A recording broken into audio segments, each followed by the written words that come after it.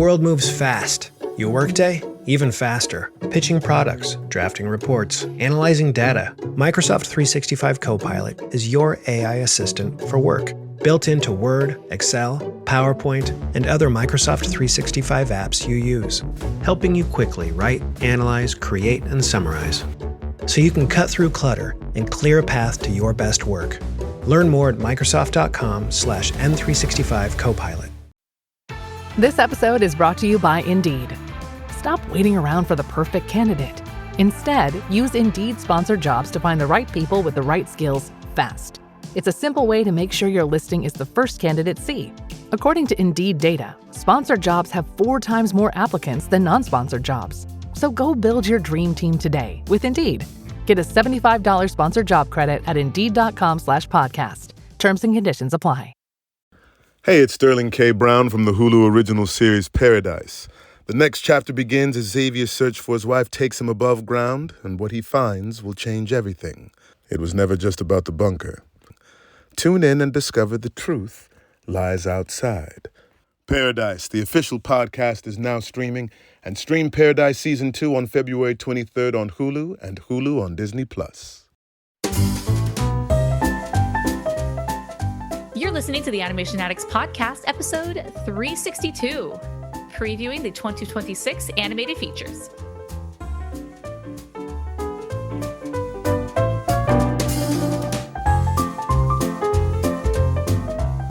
Welcome to the Animation Addicts Podcast with the Rotoscopers, the #1 place to get your animation fix with animation addicts just like you.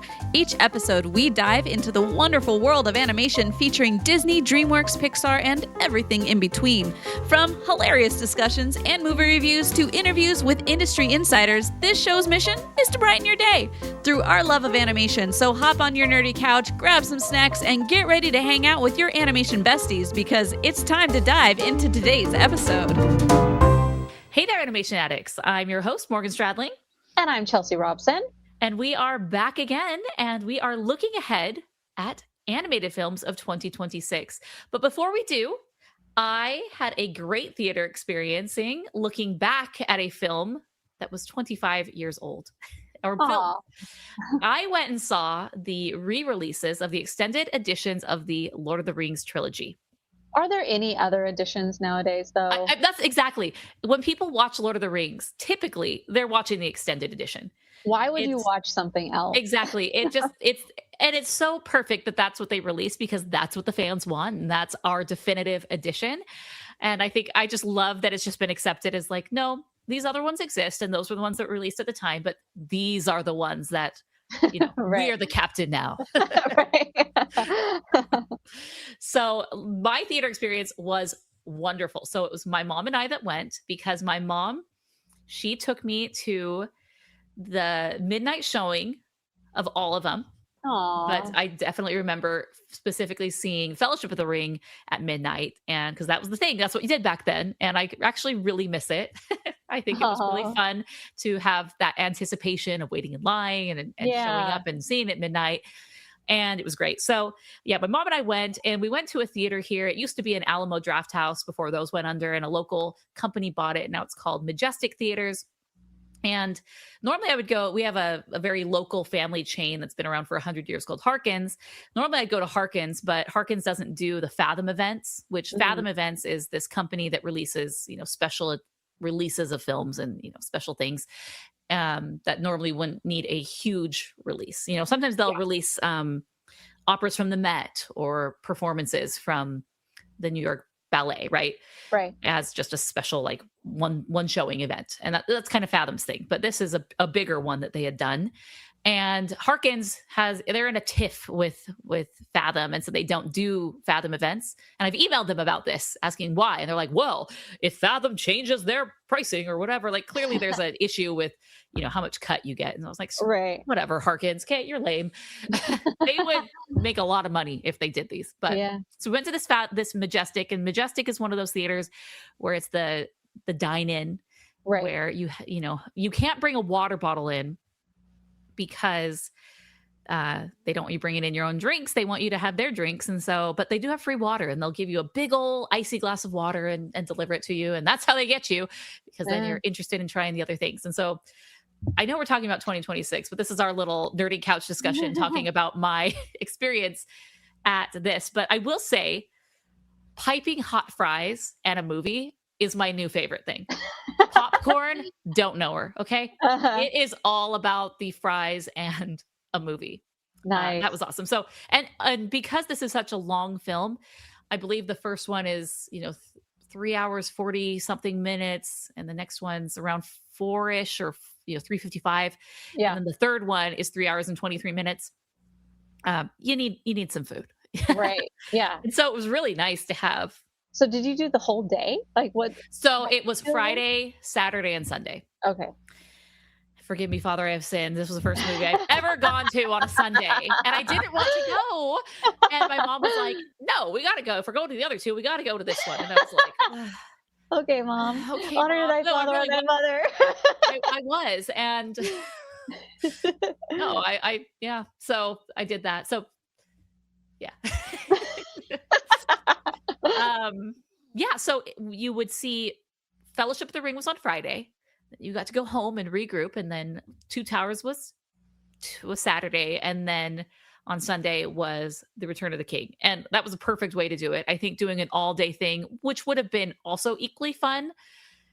It was just really fun coming back to the theater the next day and then the next day to finish it up. And by Sunday, where you were seeing Return of the King, the anticipation was just so high because and it was also great to just watch a movie and you're not having your phone with you. Yeah. You're really invested. And what I love about these films, at least for me, even though, for example, Return of the King is 4 hours and 23 minutes, it doesn't feel like a 4-hour movie at all. Like I am engaged, I am interested, I am watching, and I'm loving every moment of it. So that was just such a fun experience. This kind of feels like a summer camp experience, like 5 hours a day kind of thing. So it's like, did you get to know people that were sitting around you? Like, no, that might have been fun though. Yeah, there were people there that I recognized, from the other days, but it wasn't necessarily a camaraderie sort of event. It was just for me and my mom. It was, if you did it with your friends, that would have been something. So, yeah. So this was for the 25th release anniversary.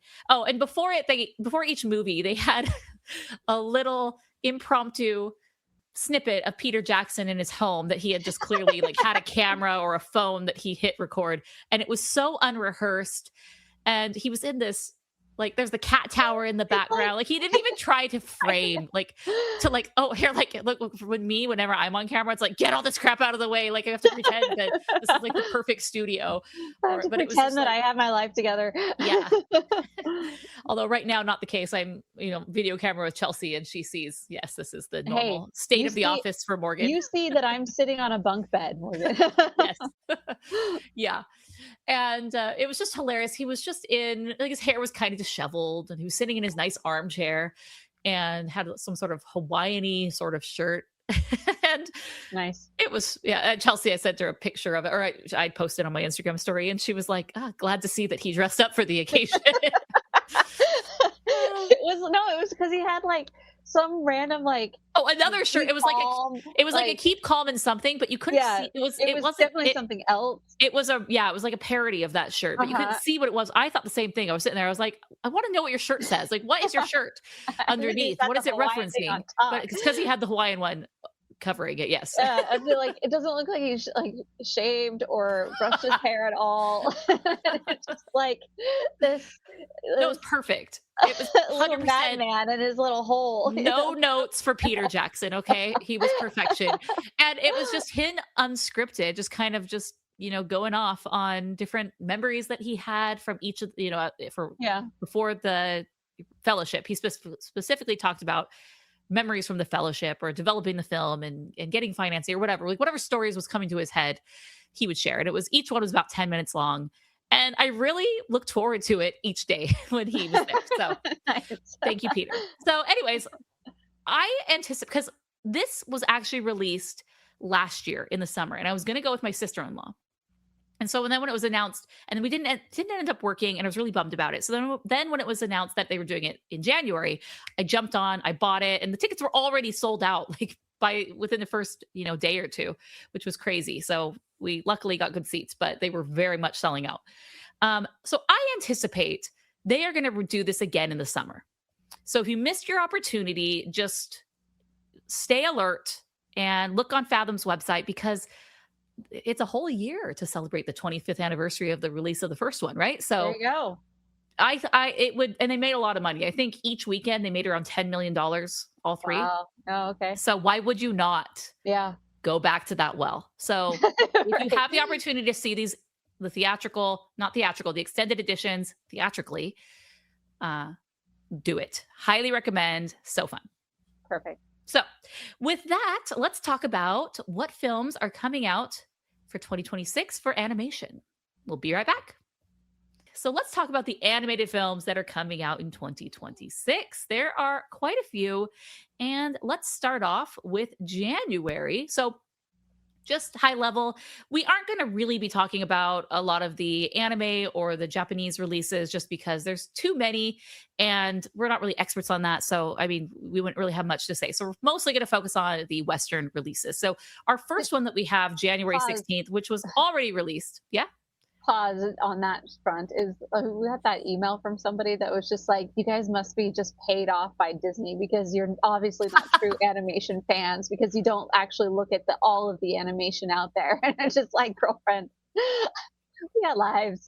I know. It was so funny. And not to say that like watching all of these is not a good thing to do. It's just like to make a podcast about each one of these things is just so much work. And so like we just have to do what we both can put it in our schedules to do. So back off. Well, and of course, earlier in 2025, we spent a lot of time doing the Disney re-releases or not the remakes. And so we had a whole 6 months that was really heavily focused on let's do the remake and and just gonna do it, the next remake and the next remake. So it was very Disney heavy. I get it.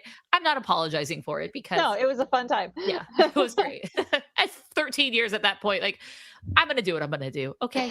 Right. So anyway, that's as far as like looking forward. We do the best that we can with the time that we have, and we're moving forward. Thank you for joining us. All right, coming up in January, and by coming up, I mean already released, was Charlie the Wonder Dog by Viva Kids. That was released January 16th. So Viva Kids, you might remember, is that studio that released Night of the Zoopocalypse. And so this was another film that they have. It has Owen Wilson voicing this superhero, sort of follows a shy kid who imagines superhero adventures for his pet dog, Charlie. And this one's already out, and these films don't do terribly big numbers. They're relatively small releases just because the studio is smaller, or like in the distribution company, Viva Kids is smaller, and they do fine, but not like no one ever talks about them. So I would be interested to check this out maybe, but the fact that it's already out and I missed the screener, probably, I don't know if I will. So.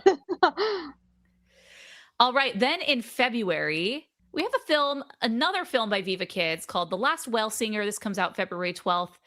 A CG animated adventure anthropomorphizes an ensemble of undersea creatures on a quest to save the ocean.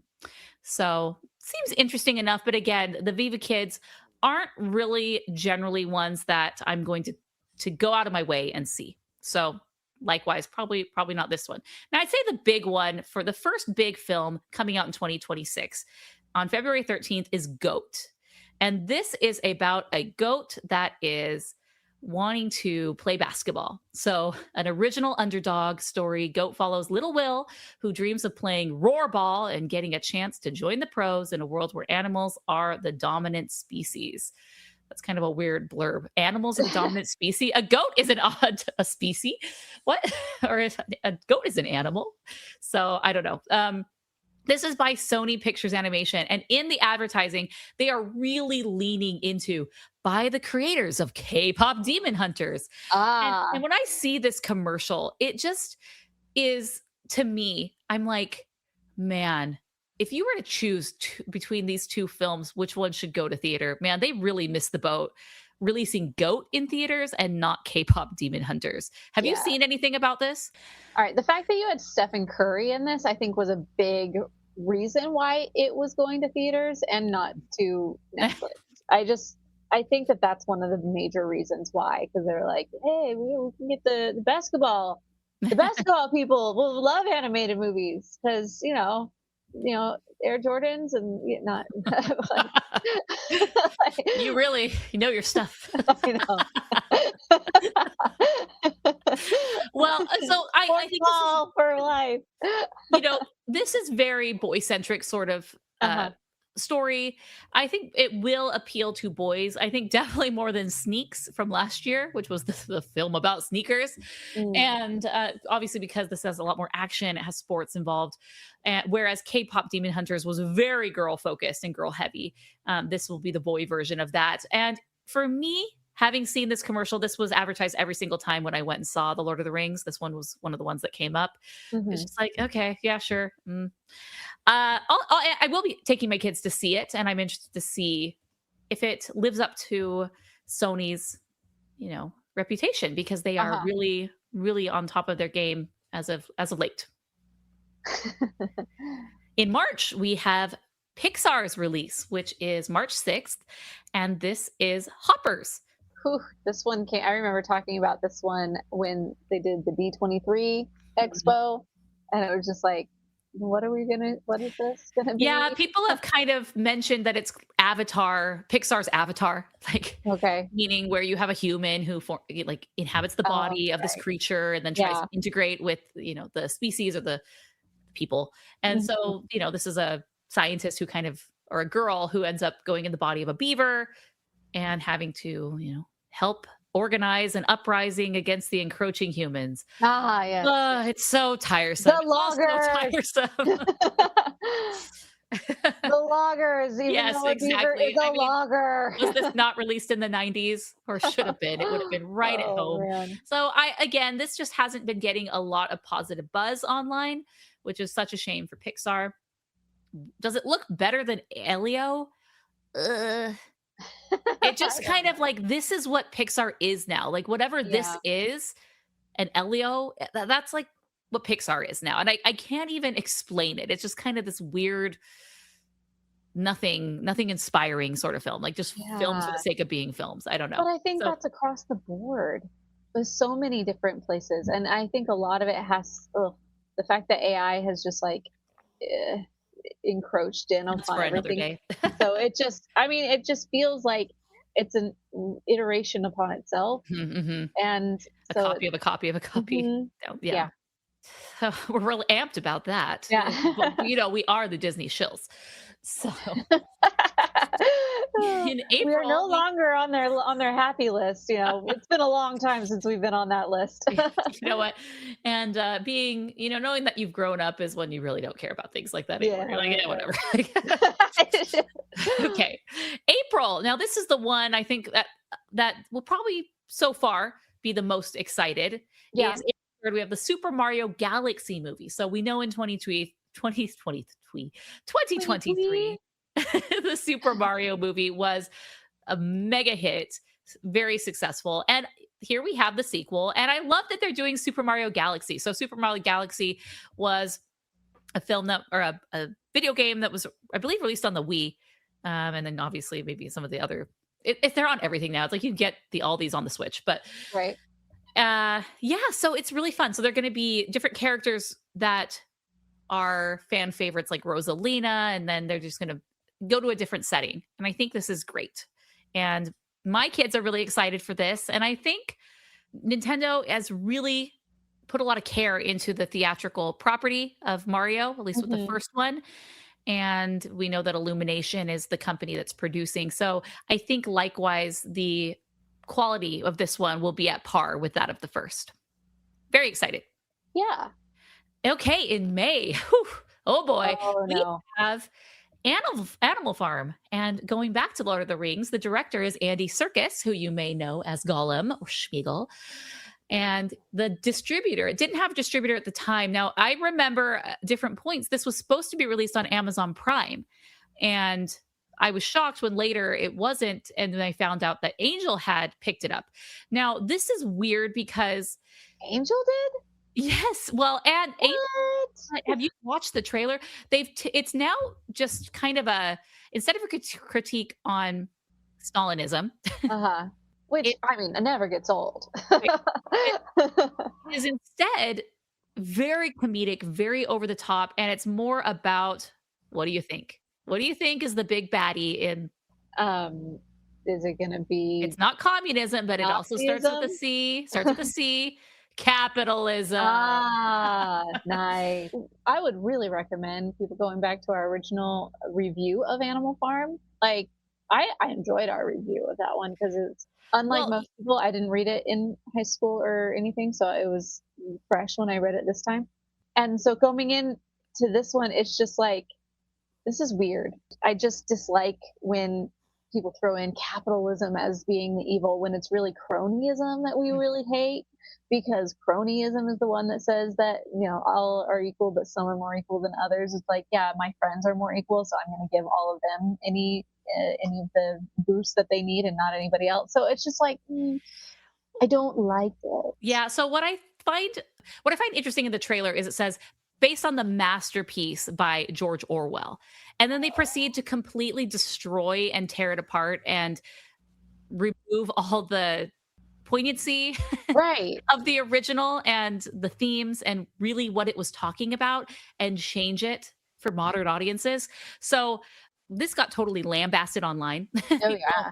With good cause. People did not appreciate it, and people also were very shocked that Angel Studios signed up for this because typically this isn't Angel's thing, like Right. it's a capitalist sort of thing. So I don't know. They're trying their best, and we'll see how this does. That's weird. I don't know. I'm Okay. a bit bummed, to be honest, that it wasn't a true take on Animal Farm. Instead, at the very end of Animal Farm, it's so funny because they give away so much in this trailer. Right. But at the very end, the pigs start walking on two legs, and they become so much like humans when they actually are in there talking with the humans. They couldn't tell. They were indistinguishable. You could not tell the human from the pig because they had changed so much. Yeah. And here they just bring the humans on in, and we're working with the humans. The humans want, oh, look at that farm. It's so productive. I want a piece of that. And it's like, what are we doing here? So we'll see. Well, in the original, it's because even then, because Stalinism, it ended up changing because of the influence of other people coming in and seeing how it goes. And they're like, okay, let's readapt it for our own situation. So it just shows how over time these ideas just get worse and worse because they are put into the minds of more and more evil people that want to take over and subjugate their own people, their own like people that are around them. So and that's one thing that I remember thinking that like none of the book or none of the movies ever like leaned in on, but the book really does. And I think if they would have for this movie like leaned in on that, then I might have like been like, oh, but at the same time it was just the trailer, but also at the same time it doesn't look like it will lead anywhere toward where I would want it to lead. So in June 19th, we have Toy Story 5. Oh no. Okay, my favorite thing. I'll include a link to this tweet, but it was like first look of Woody and Buzz at Toy Story 5. Have you seen this tweet? And it is literally just like the stock pose of Woody with like a normal background and the stock pose of Buzz with a normal background. And I retweeted someone that was like, "Yep, that's them." It's just so dumb. It was like, what are we doing here, Disney? And so this one kind of goes again. It's the tablet is the new toy throwing panic into the ecosystem. And so Bonnie is really into the tablet. It's like taking over her life. And so I imagine at the end of this, it's like there's a balance between technology and toys, but we'll see where it goes. Based on Toy Story 4, I'm not excited for this. Oh no! Again, everything about Toy Story 4 just makes me cringe at this. Yeah. So, and Andrew Stanton is directing. They must have thrown a real pretty penny at him. But I hope that he can make something good out of this. So I have hope in him. I don't, but good for you. Next up, we have Pierre Coffin directing Minions 3, July 1st. Okay. I mean, it's another Minions movie. It's going to do $1 billion. We all know this. Yeah. I'm not necessarily looking forward to it, like, yay, but it will be something to take the family to. Okay. Yeah.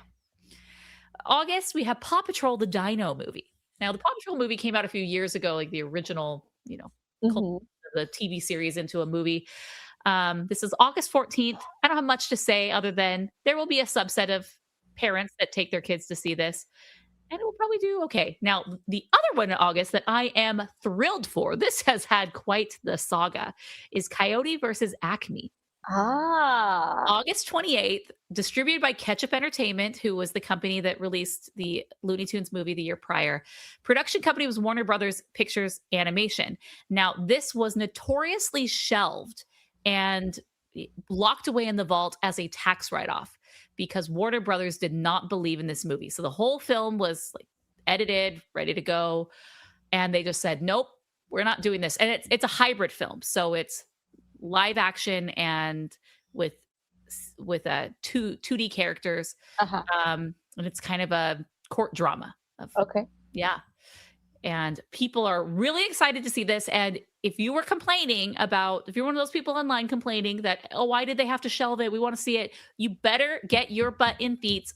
Butt in seats. What does that mean? Butt in the seat opening weekend and see it. I know I will be.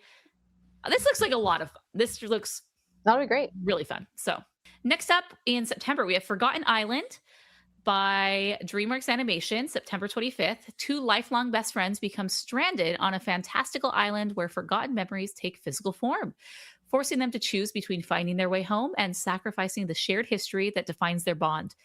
Now, we don't have a trailer for this, so it's kind of hard to, see what we're getting here, but it's DreamWorks, and I like DreamWorks right now. I like this version of DreamWorks. So I'm excited for that because The Wild Robot was released in September a few years ago and was great. So next up, we have October, The Legend of Aang, The Last Airbender, October 9th. So this is interesting because this is all the characters from Avatar, The Last Airbender, but they've been aged up. And the story that we will get with them is after the Legend of Korra. Obviously, Aang is dead, and Korra might be around. I don't know. It's interesting. Laura Montgomery, she's a veteran she was involved with both of those series. And so this will be by Paramount Pictures and Nickelodeon Movies. So it will be interesting. It says that it's going straight to streaming, which, you know how I feel about that. Next up, Shaun the Sheep, the Beast of Mossy Bottom. Aren't the Brits great? Like, what? This is an amazing title, okay? October 31st, this is Arbin Animation. We had the Wallace and Gromit in 2025, and now we're heading back to the Shaun the Sheep well for 2026. And this is going to be the final installment of the Shaun the Sheep feature trilogy. And this is Halloween themed. So this is a little spooky. And October 31st, yeah, I don't love when they do this. So you got to release it earlier in October. So that way you have the whole spooky season to lead up to it. If you're releasing it on Halloween, it's just like a bit too late. But I really hope that this is a good one. And knowing Aardman, it will be. Come out at the end of September. Yes, totally agree. All right, November, we have The Cat in the Hat. This is November 6th. This is released by Warner Brothers, and this is Warner Brothers Picture Animation. So yes, it's just a fun new take on Cat in the Hat. I think it will be fun. It will be interesting. And it has Bill Hader voicing the mischievous cat. So looking forward to that. It will be a good one. It's interesting. The Cat in the Hat, or the Seuss properties for a longest time were in Illumination's wheelhouse. And now they're we got someone new. So let's see where it goes from there.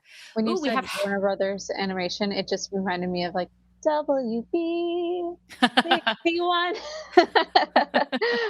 That was the local television station of WB.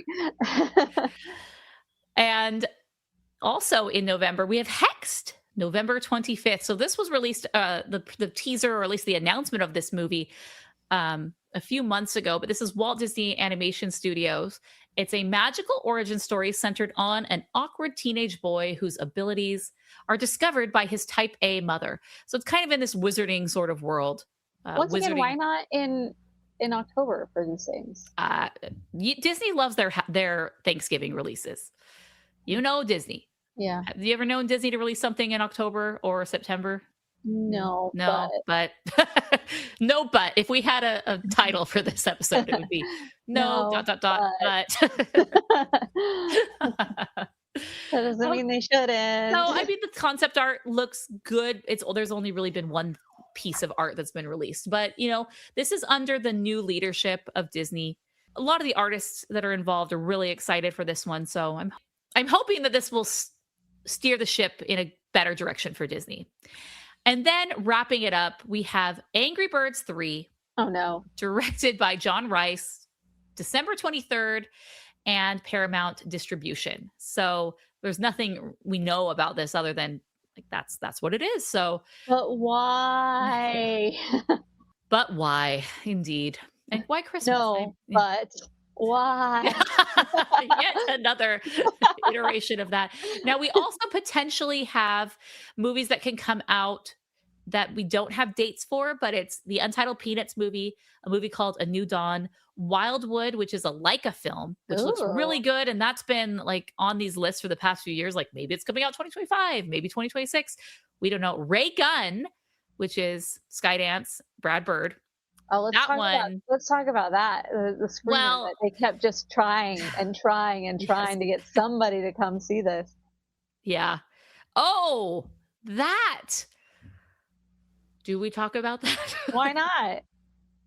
That's all we know about it.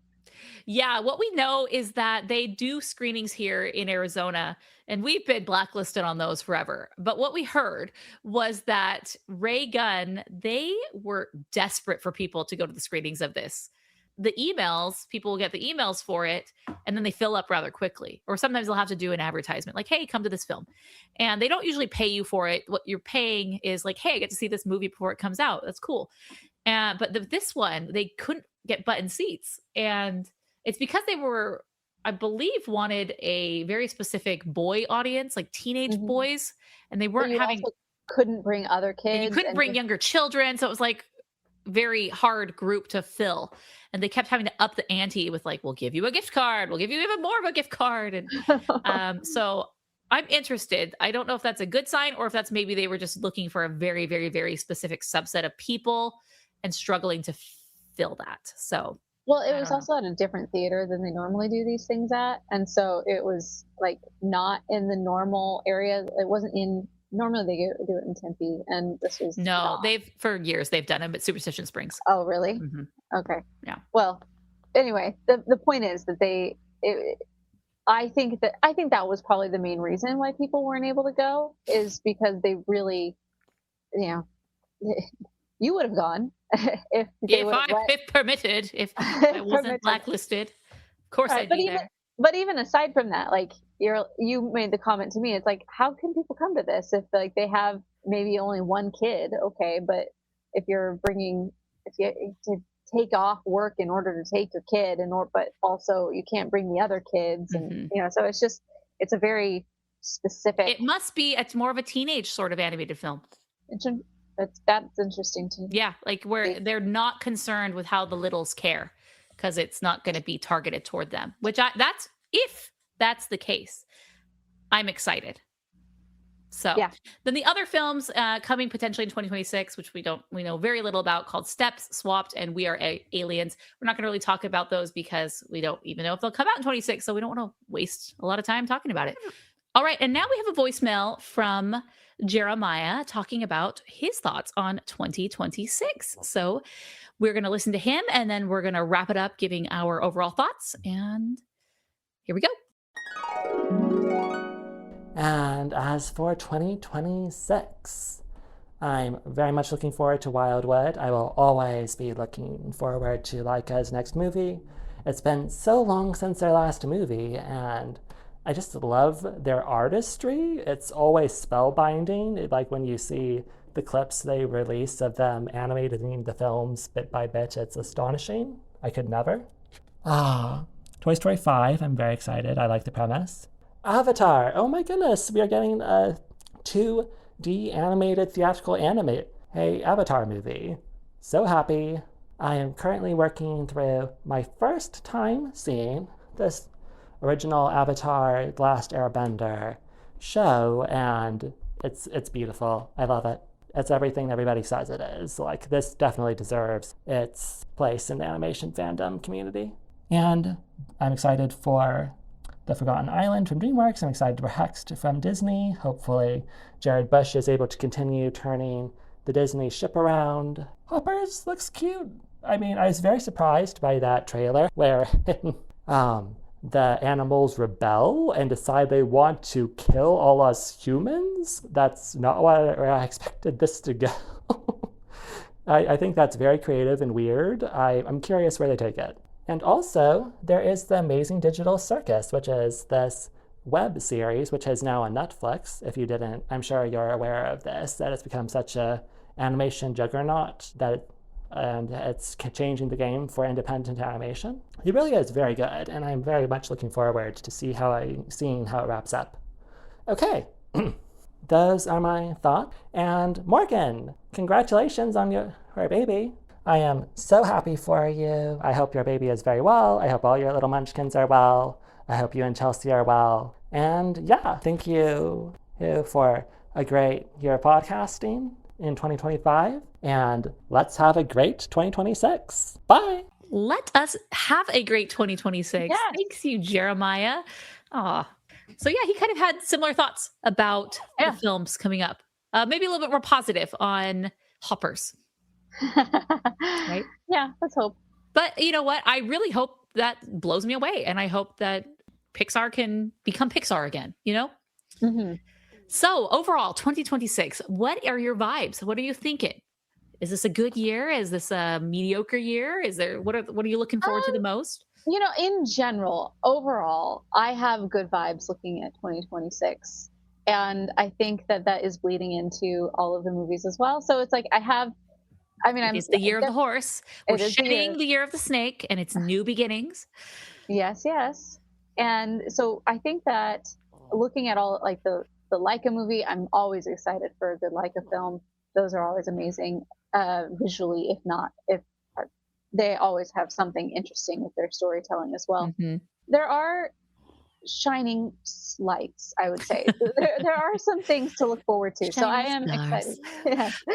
Chelsea, we aren't supposed to use the analogy of lights. I know. As last episode, Jeremiah said that is quaint, or not quaint. Quaint. Trite. It was trite. I'm sorry, Jeremiah. That's funny.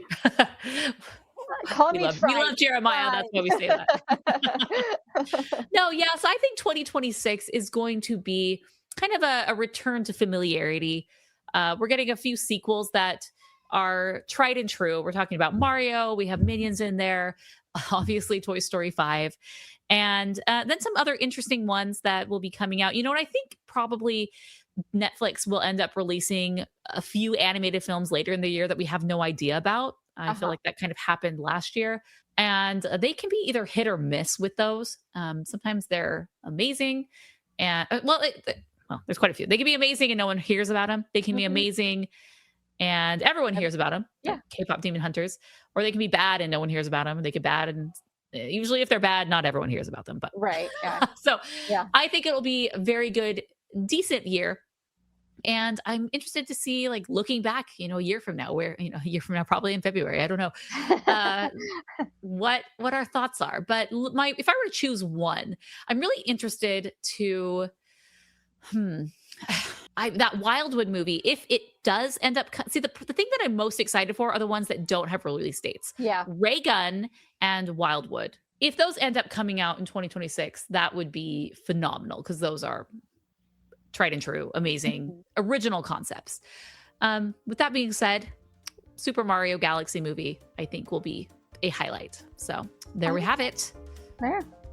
Okay, guys, let us know your thoughts in the show notes of this episode. Go to rotoscopers.com/362. Let us know what you think are going to be the real highlights of 2026 and what you're most looking forward to. All right, guys, that's all we have for this episode of the Animation Addicts Podcast. Until next time, we are the Rotoscopers.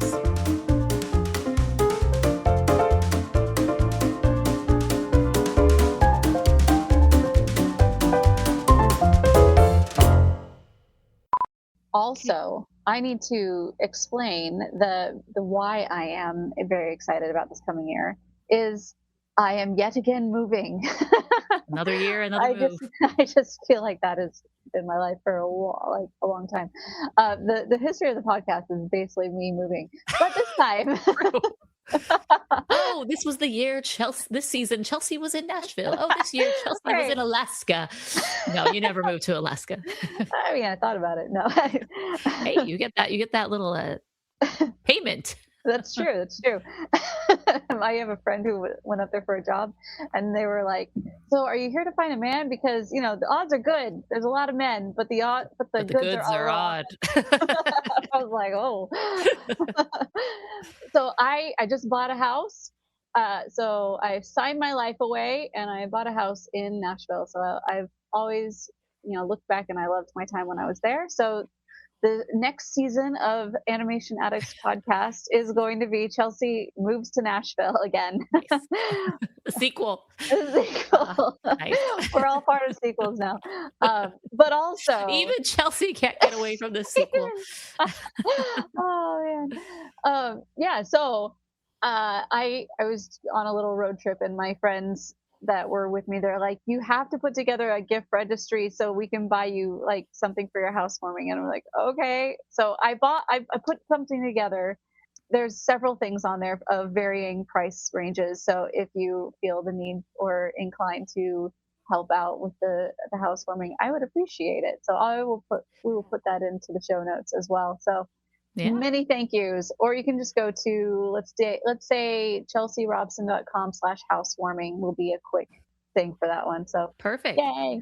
All right. And Chelsea will be in Arizona for a few weeks. So hopefully we can get a whole bunch of episodes of Chelsea and Morgan, and it'll be good. So yes. Awesome. All right. I'm going to end this recording. Okay. Bye. Bye. And then You've been listening to the Animation Addicts Podcast. If you enjoyed this episode, don't forget to subscribe and be sure to leave us a 5-star review. We're available on Apple Podcasts, Spotify, and wherever you listen to podcasts. And if you want to help spread the word, be sure to share the podcast with your friends on social media. Just don't forget to tag us at Rotoscopers on Instagram and use the hashtag Animation Addicts. For all the links and full show notes for this episode, go to rotoscopers.com/podcast. Now, if you still can't get enough for your animation fix, be sure to subscribe to us on YouTube and visit rotoscopers.com for more animation news, reviews, and interviews. Thanks for listening.